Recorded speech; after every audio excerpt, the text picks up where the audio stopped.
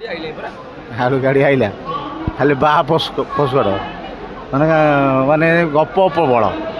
ଆଳୁ କିଛି ଆସିନାହିଁ କିନ୍ତୁ ଆଳୁ ଆଳୁ ତ ରେଟ୍ କାହିଁକି କମିନି ରେଟ୍ କାହିଁକି କମି ନାହିଁ 1000 ଗାଡ଼ି ଆଇଛି କହିଛନ୍ତି 1000 ଗାଡ଼ି ହେଲେ ତ 30ଟା ଜିଲ୍ଲାରୁ 30 ପତ୍ର 900 ଗାଡ଼ି ଆଉ ରହିଲାଣି 1100 ଗାଡ଼ି ଟ୍ରେନ୍ ଆଉଛି ଆସିବ ଖାଲି ଆସୁଛି ଆସୁଛି ତ ଆଉ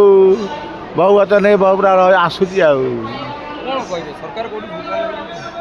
ଲୋକମାନଙ୍କୁ ଟିକେ ଥଣ୍ଡା ରଖିବା ପାଇଁ ଆଉ କ'ଣ କରିବ ଲୋକଙ୍କୁ ଥଣ୍ଡା ରଖିବା ପାଇଁ ଆଉ ଯେମିତି କହିଥିଲେ ଦେବେ ଆଉ ବିଜୁଳି କମ୍ କରିଦେବେ ସବୁ ଦେବେ ଆଉ ସେମିତି ହଁ ସେଇଟା ଦେବେ ଆଉ ଦେବେ ଭାବି ବହୁ ବଚନ ଭବିଷ୍ୟତ ଦେବେ ଆଉ ଅସୁବିଧା ଦେବେ ନାଇଁ କ'ଣ ଦେବେ ଡବଲ ଇଞ୍ଜିନ୍ ଆଉ ଦେବେ ନାଇଁ କାହିଁ ଦେବେ ତ ଆଉ କେବେ ମାନେ ସେ ଦେବେ ବା ବହୁ ସବୁ ଭବିଷ୍ୟତ ବହୁ ଅଛ ନା ଭବିଷ୍ୟତ ଦେବେ ଆଉ ଯେତେବେଳେ ତା ଦେବେ 1000 ଆଳୁ ଆଇଛି ଟ୍ରକ ଦେଖିଲା ବେଳକୁ ଆଳୁ ରେଟ୍ କହୁନି ଖାଲି ଆଇଛି ବୋଲି ଶୁଣୁଛ କିନ୍ତୁ କେଉଁଠି ଲାଗିଛି କଟକ ତ ଭୁବନେଶ୍ୱର ଲାଗିଯିବ ନା 1000 ଟ୍ରକ ହେଲେ ଆଉ କଟକ ଭୁବନେଶ୍ୱର କ'ଣ ଖୋର୍ଦ୍ଧା ଲାଗିଯିବ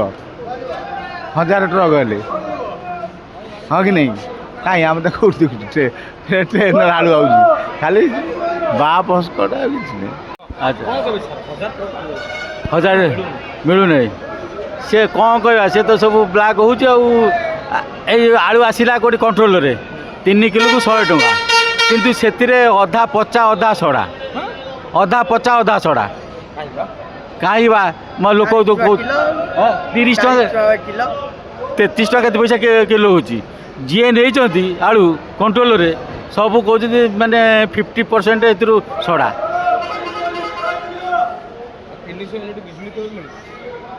ସେଟା କେବେ ମୋହନ ସରକାର ଜାଣିଛି ଭୋଟ ତ ଦେଇଥିଲୁ ପାଣ୍ଡିଆନ ବିରୁଦ୍ଧରେ ଭୋଟ ଦେଇଥିଲୁ ମୁଁ ନବୀନ ପଟ୍ଟନାୟକ ବିରୁଦ୍ଧରେ ଦେଇନୁ ପାଣ୍ଡିଆନ ବିରୁଦ୍ଧରେ ଦେଇଥିଲୁ ହଁ ପାଣ୍ଡିଆନ ବିରୁଦ୍ଧରେ ଯିଏ ଛିଡ଼ା ହେଇଛି ବିଜେପି ଦେଇଛୁ ଭୋଟ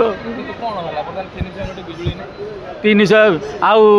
ବାର୍ଦ୍ଧକ୍ୟ ଭତ୍ତା 3000 ସିଏ ବି ନାହିଁ ସୁଭଦ୍ରା ଯୋଜନା ସିଏ ଆସୁଛି ଆସୁ 5 ବର୍ଷ ଚାଲିଯିବ ପ୍ରଥମରୁ ଆଜ୍ଞା ମୋଦି ସରକାର ଧୂଆଁ ବାଣ ମାରେ ପ୍ରଥମ ଯେଉଁ ଜିତିଲା କହିଲା ବ୍ଲାକ୍ ମନି ଆଣିକି 15 ଲକ୍ଷ ଟଙ୍କା ଲେଖେ ଦେବି ଧନ ମାନେ କ'ଣ ଗୋଟେ ବ୍ୟାଙ୍କରେ ଖୋଲିଲା ସବୁ ଧନ ଜନ ଯୋଜନା 1000 ଟଙ୍କା ଲେଖେ ନେଇଗଲା କିଛି ନାହିଁ ଧୂଆଁ ବାଣ ଖାଲି ଆଳୁ ନ ଖାଇଲେ ବର୍ତ୍ତମାନ ଡାଇବେଟିସ୍ ଆଳୁ ନ ଖାଇଲେ ଚଳିବ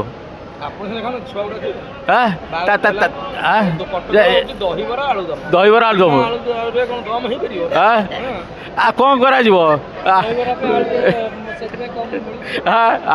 ଆଳୁ ନ ଖାଇଲେ ଚଳିବ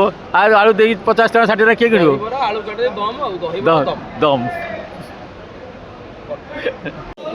ପିଆଜ କିଲୋ କ'ଣ 70 ଟଙ୍କା 80 ଟଙ୍କା କହିଲେଣି କ'ଣ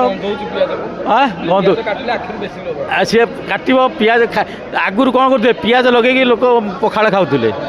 ଗରିବ ଲୋକ ହେଲେ ପିଆଜ ଖାଇପାରୁନାହାନ୍ତି କିଛି ନାହିଁ କିଛି କରିହେବନି ପିଆଜ ପାଇଁ ମୂଳ ଅଛି ବର୍ତ୍ତମାନ ନୂଆ ସରକାର ମୋଦି ସରକାର ଆସିଲେ ଏବଂ ମାଝୀ ବାବୁ ଆସିଲେ ବର୍ତ୍ତମାନ ପିଆଜ ବଦଳ ମୂଳା ଖାଇବୁ ବାହାରୁ ମଗେଇବି ମୂଳା ନହେଲେ ଗାଁରେ ଦେଖିଛନ୍ତି କ'ଣ ମାଟି ଉଲୁଅ ଫୁଲ ବି ସେ ରାଗ ଲାଗିବ ଏମିତି ସରକାର ଆମେ ଜୀବନ ଭାଇ ସରକାର ନୁହଁ ଆମେ ଆଳୁ ହେଉଛି ଆମ ଗରିବର ସାଥୀ ଆଳୁ ରେଟ୍ ପିଆଜ ରେଟ୍ ରସୁଣ 300 ଟଙ୍କା ଅଦା 200 ଟଙ୍କା ଆଜ୍ଞା କେମିତି ଚଳିବୁ ହଁ ନବୀନ ସରକାର ଯାହା ହେଲେ ଠିକ୍ ଥିଲେ ଗରିବଙ୍କୁ ଅନେଇଥିଲେ କିନ୍ତୁ ଗରିବଙ୍କ ପେଟରେ ନାତ ଏଇ ମୋଦି ସରକାର ମାରୁଛି ହେଲେ ସୁଭଦ୍ରା